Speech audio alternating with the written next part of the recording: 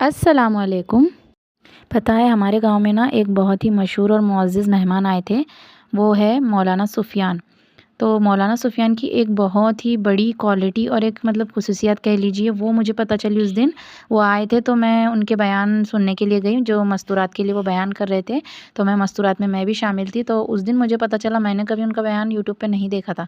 लेकिन भाभी ने कहा कि वो बिल्कुल हूबहू मौलाना तारिक जमील साहब की तरह बयान करते हैं। तो मुझे इतनी हैरत हुई, और जब मैंने उनका बयान सच में सुना, तो सच में वो ऐसा लग रहा था, मतलब वो पर्दे के पीछे थे, लेकिन मुझे ऐसा लग रहा था कि पर्दे के पीछे मौलाना तारिक जमील जमील साहब बैठे हुए हैं। तो आपको यकीन नहीं आएगा, चाहे तो आप भी यूट्यूब पे सर्च करके देख लेना मौलाना सुफ़ियान को, तो उनकी बहुत सारी वीडियोज़ आ जाएँगी। मैं घर आई और घर पर आकर मैंने यूट्यूब पर सर्च भी किया, तो मुझे बहुत हैरत हुई कि वो बिल्कुल हूबहू मौलाना तारिक जमील साहब के अंदाज़ में बयान करते हैं। उन्होंने बहुत सी बातों के बारे में हम सबको बताया, बयान बहुत अच्छे थे उनके। तो उन्होंने बहुत सी बातों के बारे में बयान दिया, नमाज़ों के बारे में और बहुत सी अच्छी बातों के बारे में। तो आज मैं आपको उनके कुछ बयानात में से कुछ बातें शेयर करती हूँ मैं आपके साथ। वैसे हमारे यहाँ ना जो भी कभी भी ऐसा सुनने में आता है कि भैया आए हुए हैं, ये बयान करने वाले यहाँ पर इज्तिमा है, तो मैं ज़रूर जाती हूँ, चाहे घर के कितने ही काम हों। क्योंकि काम का क्या है, वो तो ज़िंदगी भर चलते रहते हैं, लेकिन ये चीज़ें भी बहुत ज़्यादा ज़रूरी है, बहुत इंपॉर्टेंट है। क्योंकि ऐसी मजलिसों में जाते हैं तो हमें हमारे दीन के बारे में मालूमात मिलती है, और बहुत अच्छी बात है, और उसी के साथ साथ हमें सवाब भी मिलता है। तो आज मैं बना रही थी बैंगन का भरता। तो भरता बनाने के लिए हमें सबसे पहले चाहिए प्याज की पत्ती।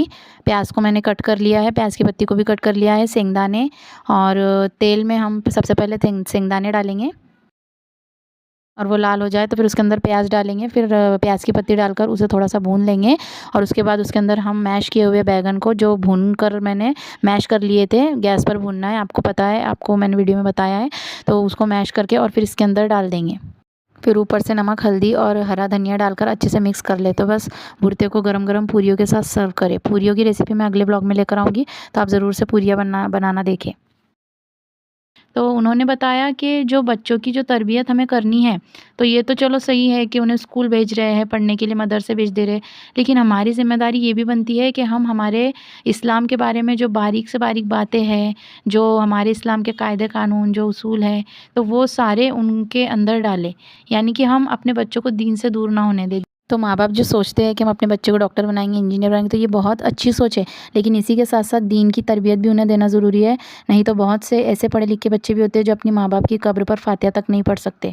तो अगर आप चाहते हैं कि अपने बच्चे, हमारी औलाद हमारी कब्र पर फ़ातिहा पढ़े, तो आप ज़रूर से उन्हें दीन की तरबियत दें। मिलते हैं नए व्लॉग में। अल्लाह हाफ़िज़।